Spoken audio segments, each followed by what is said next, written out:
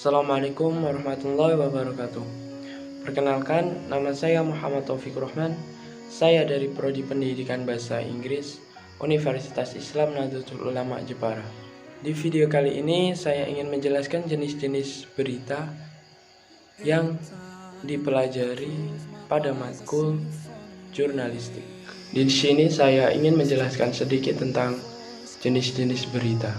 Jenis berita itu dibagi menjadi 6. Yang pertama adalah straight news, yang kedua investigative news, yang ketiga explanatory news, yang keempat interpretive news, yang kelima deep news, yang keenam feature story report.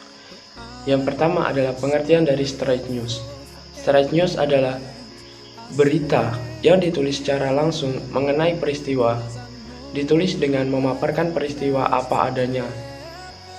Misalnya, berita kecelakaan, kebakaran, dan perkelahian. Dan straight news itu dibagi menjadi 2. Yang pertama adalah hard news, yaitu berita yang paling umum dan paling banyak ditemukan, biasanya berisi peristiwa yang serius. Dan yang kedua adalah soft news. Soft news biasanya berisi berita atau kabar hal yang tidak penting, namun menarik atau unik. Kedua, investigative news. Investigative news adalah informasi yang diperoleh wartawan melalui penyelidikan untuk memperoleh fakta tersembunyi. Misalnya, mengusut dalam pembunuhan dan mengusut dalam perkelahian. Yang ketiga adalah explanatory news. Explanatory news adalah pengungkapan berita, yang artinya berita yang diuraikan secara detail. Misal, menggali secara mendalam kasus pembunuhan. Yang keempat, interpretative news. Interpretative news adalah bentuk berita yang penyajiannya merupakan gabungan antara fakta dan interpretasi.